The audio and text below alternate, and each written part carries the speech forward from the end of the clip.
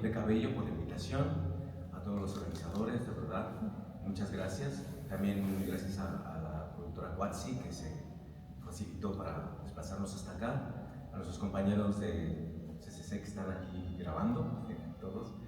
Y bueno, también muchas gracias a Juan por su maravillosa introducción a este, y también a Mario por esta reseña que ha hecho. La verdad que me siento muy halagado, la verdad. Y bueno, pues yo quiero platicarles. Déjenme confesarles una cosa. Yo cuando doy charlas o doy pláticas o conferencias, es la primera vez que lo hago sobre rock, sobre mi otra profesión. Porque como bien lo dice Mario, yo soy un poco esquizofrénico porque en Europa soy académico y acá soy rockero, ¿no? Entonces es raro. Y bueno, a veces combino ambas cosas.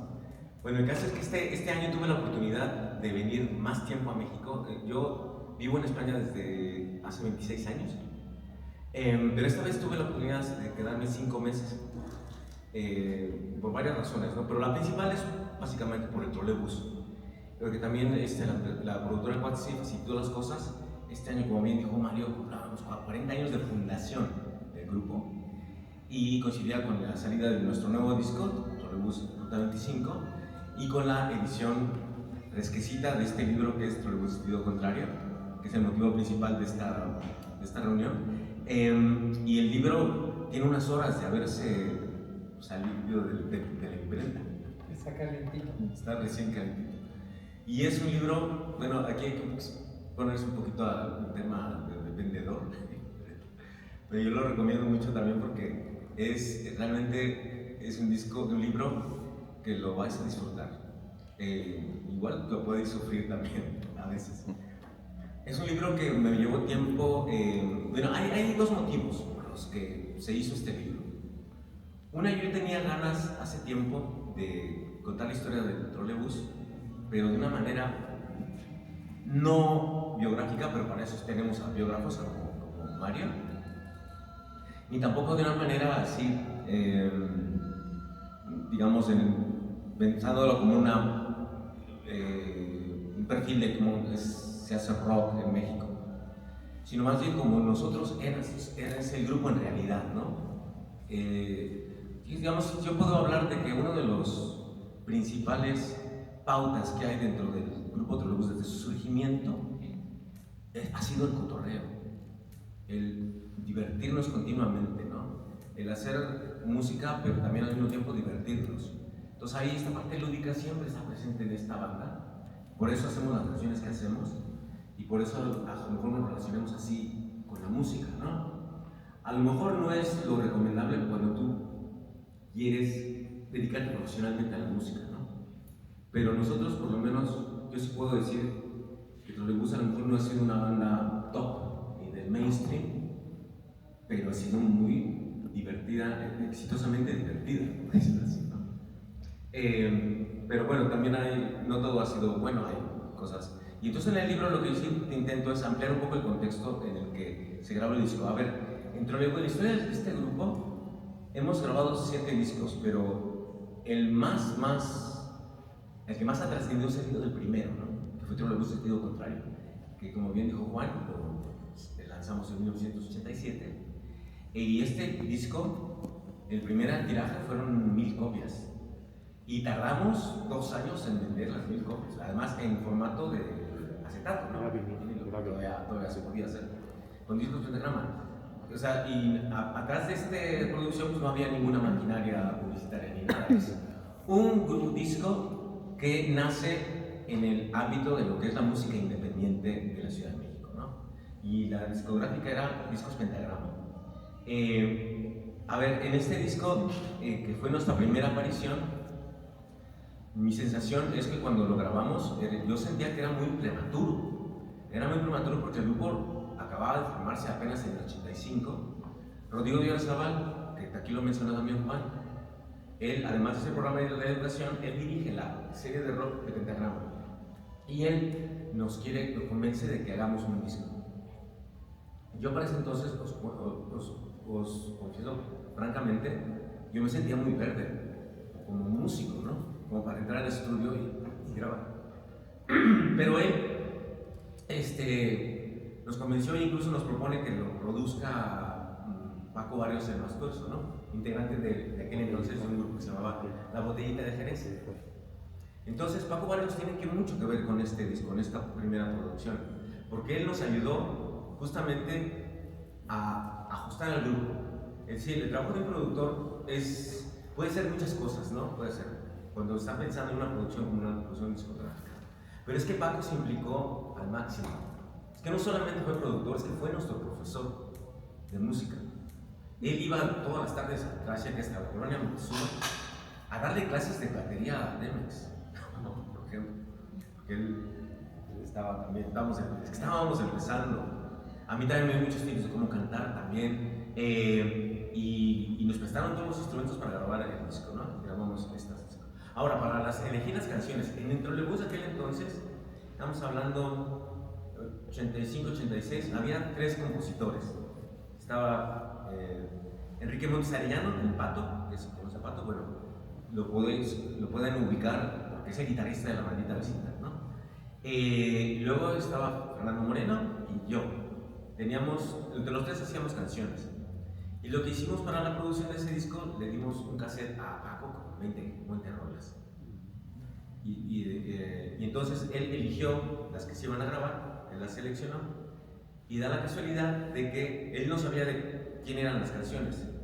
Y de esas 10 que eligió, 9 eran mías. Entonces, pero él lo que nos dijo era porque esas 10 canciones que eligió redondeaban muy bien lo que sería el concepto del trolebús, que es un viaje por la Ciudad de México de rock. Es decir, las canciones cuentan historias y cada historia se podía ubicar en una colonia diferente.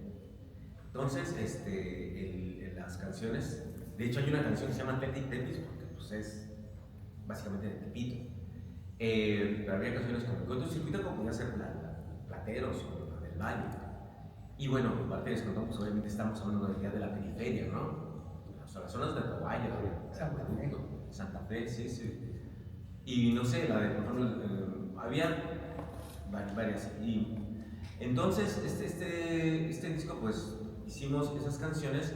Lo que pasa es que esas canciones, yo en aquel entonces, el Pato y yo habíamos nosotros trabajado mucho en un taller de composición que se ofertó de 83-84 en el Museo del Chopo, ahí en Santa María de la Ribera. Ahí es donde yo conozco al Pato, que nosotros no vemos trolebús, pero aquí nosotros sí aprendemos por vía de Roberto González, un cantautor veracruzano que tradujo, y de Roberto Ponce, la manera de cómo componer canciones, ¿no? Nos da muchas ideas de cómo estructurarlas bien, de cómo trabajar la letra, sobre todo pensando en la parte lírica, ¿no? Y yo, después ya que grabamos el disco, como les dije, perdón que se mezcla lo gachopín, este disco fue llamando la atención, pero poco a poco, porque era una producción independiente. Entonces, y como todos los productos culturales independientes, pues, si tienen algo trascendente, pues, tardan años en darse a conocer. Y nosotros, este disco, les puedo asegurar que mucha gente lo conoció por vía de la piratería. Ni siquiera fue por los 4 reediciones que tuvo, ¿no? Y mira que Denver tiene una red de distribución enorme. Bueno, pues este disco se conoció básicamente por el boca a boca. Y era todos los gente que nos hizo favor de piratear el disco y de ponerlo en los tianguis y meterlo en los mercadillos. Yo lo llegué a ver, los CDs o los cassettes copiados, tanto en Hermosillo, Sonora, como por ejemplo, en Chiapas, en San Cristóbal, en todos lados estaba. Incluso me encontré un cassette de trolebús en la Alameda de Hércules, en Sevilla, España, ¿no? También. Entonces, fue la piratería lo que trascendió este disco. Y por eso eran canciones muy, muy conocidas. Y sí, es verdad que algo que nos dio un empujón muy grande, como dijo bien Juan, fue Espacio 59, la antigua Pantera, la que emitió esta canción todo el día, la estaban poniendo. Y eso pues, se hizo muy conocida. Esta canción también fue la que nos hizo que el grupo Trolebús arraigara mucho en las zonas más marginales de la Ciudad de México. Porque nosotros en esta canción lo que hacemos es una crónica de una bronca entre bandas. Y las bandas llegaron a ser muy destacables en los años 80. Y la banda, la que llamaron, Alex Lora bautizó como la banda que era el público de rock de los barrios marginales de Ciudad de México, les conectaron con esta canción. Entonces a nuestro grupo ya se le empezó a relacionar con esa zona, porque además en toda la zona periférica de la ciudad es lo que emergió un circuito de rock mexicano, pero que no estaba relacionado ni con los grupos que estaban surgiendo o que estaban firmando las grandes multinacionales, sino que era un rock muy marginal, ¿no? Estoy hablando, por ejemplo, sobre todo el Estado de México, ¿no? Y entonces es cuando se empieza a acuñar esto del término de rock urbano. Sí. Y bueno, pues eso es el historia, se lo identifica mucho ahí, en esa zona, ¿no? Pero en realidad, si ustedes ven las canciones, nosotros somos un grupo tremendamente transversal, porque en los 80s tanto tocamos como en el Pedregal, como tocamos en Ciudad Nezahualcóyotl, ¿no? Podemos tocar en los teatros universitarios y todo. Entonces ese era un grupo muy curioso, porque en su identidad, para los fresas éramos un grupo demasiado ñero, ¿no? Y para los ñeros éramos como medio fresones. Porque entonces, pero sin embargo, de todos modos nos respetaban en ambos lados, ¿sabes? Nosotros fuimos una banda que nunca nos bajaron del escenario, porque a la banda pesada, cuando es a la Romero Rubio, si la banda no le gusta el grupo, te lo bajan, ¿no? A nosotros siempre nos respetaron mucho. Entonces, con el correr del tiempo, yo, bueno, no me voy a alargar mucho, porque yo quiero centrarme en el libro. Yo por distintas razones, yo emigro a España a finales del siglo XX, y yo, de alguna manera, cuando ya me estabilizo ahí en España, y empiezo otra carrera que es la carrera de profesor universitario y investigador académico, pues yo vuelvo a la guitarra por alguna manera, por decirlo así, ¿no? Aunque yo lo que hago en la universidad, yo siento que es una prolongación de lo que yo estaba haciendo en la música, ¿no? Que siempre ha sido el tema de la comunicación, y en esto, el arte en la comunicación, el arte musical. Y yo hasta 2 décadas, 3 décadas, hasta la década de los 20, mirando atrás, me doy cuenta que este disco, de Trolebús Sentido Contrario, es un documento que habla sobre la precariedad. Y eso yo no me había dado cuenta hasta años después cuando analizo las canciones, ¿no? Todas las canciones hablan de la precariedad. El monedero, precariedad tanto económica como precariedad en muchos sentidos. Espiritual, alimentaria, incluso filosófica. Es curioso, pero esto me doy cuenta después, ¿no? Y entonces entiendo por qué está llamando tanto la atención. Y hay una razón interesante, porque a lo largo de mi estancia allá en España, a mí me escribe mucha gente diciéndome que están haciendo estudios de este disco, ¿no? Sobre lo que planteaba a gente que hace tesis sobre si esto es la crónica de la crisis de los 80s y todo eso. Entonces ahí yo empiezo a pensar que valdría mucho la pena contar por qué se hizo esas canciones, ¿no? Por qué se hicieron esas canciones. Y yo tenía ganas, de alguna manera, de cada canción. Hay canciones que se han hecho icónicas del rock mexicano. La de una es Párate y Descuentón, esta, ¿no? De Contra la Bronca. Pero de hecho hay elementos de las canciones que han arraigado de una forma popular. Por ejemplo, esta semana me entrevistó una periodista. Hay una periodista muy importante mexicana que es Tere Gil, que lleva muchísimos años, más de 40 años haciendo periodismo, y me hizo una entrevista esta semana y ella me preguntó, ¿Trolebús es popular? Me decía, y yo le decía sí y no.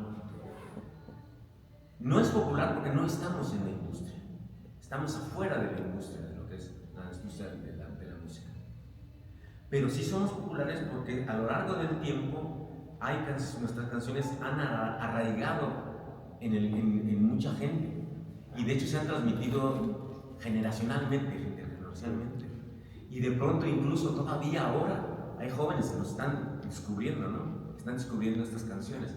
O sea, lo que no nos dimos cuenta de que habíamos hecho, algunas canciones se han vuelto intemporales, ¿no? Porque siguen hablando de los mismos problemas que seguimos padeciendo.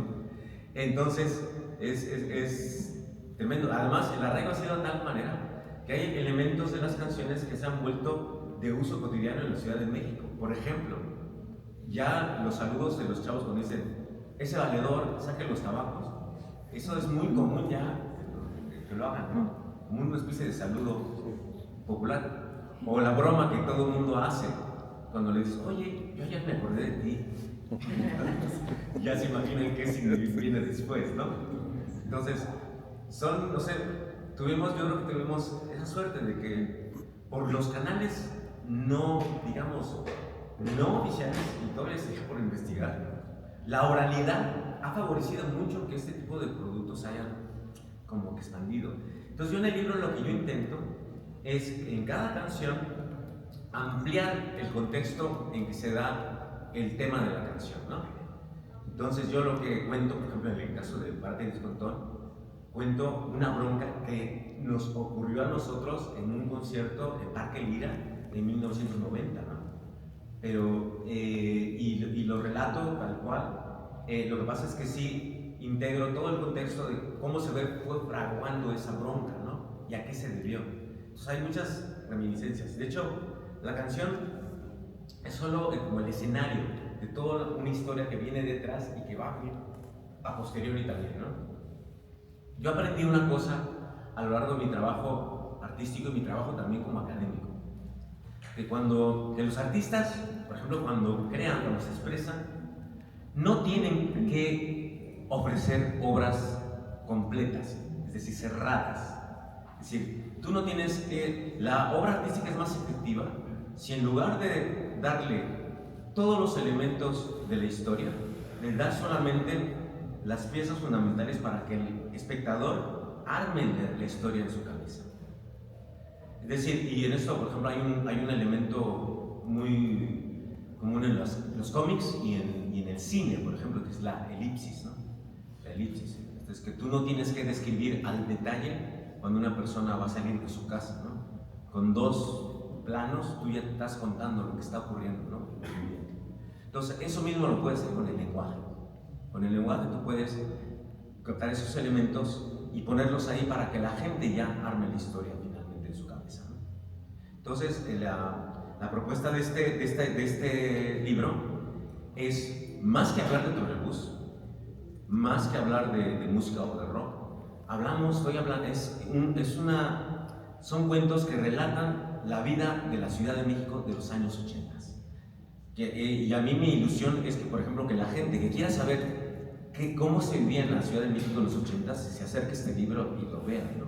Y sobre todo en el entorno de los jóvenes, lo que significaba ser joven, y sobre todo jóvenes metidos en una posible emergencia de una escena de rock mexicano, ¿no? ¿Qué es eso?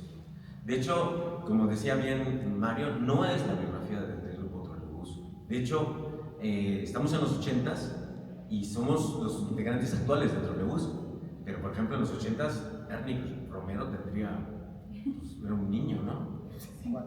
4 años, una cosa así. Pero yo lo pongo ahí. ¿Por qué también hice esto? También una cuestión. Yo estuve tentado, por ejemplo, a poner a los integrantes originales de Trolebús, a Enrique, a Fernando y a Felipe. ¿Cuál fue la razón? De que eso me limitaba mucho en términos de lo que yo podía contar de las historias y los personajes, ¿no? Porque yo tendría entonces que pedirles permiso, cotejar con ellos, entonces iba a ser muy complicado. Y en cambio mis carnales, el Mau, el Demes y Ernie, los puedo balconear todo lo que quieran.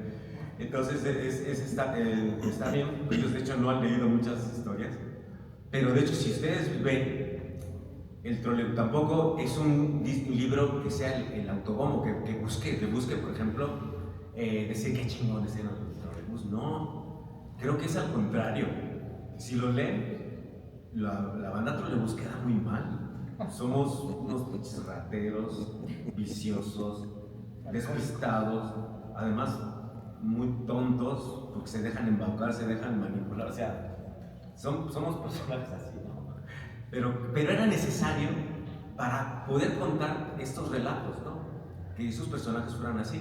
Hace un momento, cuando venía aquí a Rumbo, venía platicando con Mitch, que ahora está ocupada con su cámara, y él ya me decía que lo que ella, que era algo muy difícil en la novela o en los relatos, digamos, en la literatura de ficción, es cómo diseñar un personaje, ¿no?